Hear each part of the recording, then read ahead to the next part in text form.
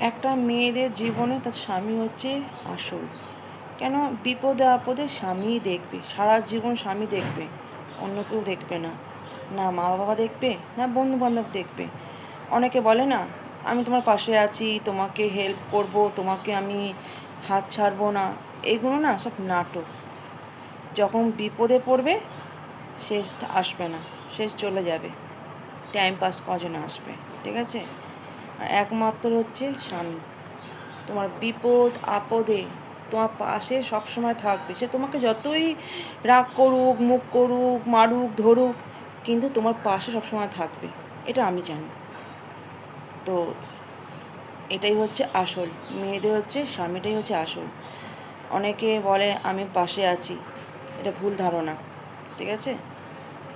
সব থেকে আসল হচ্ছে স্বামী, এর মতন জিনিস নেই।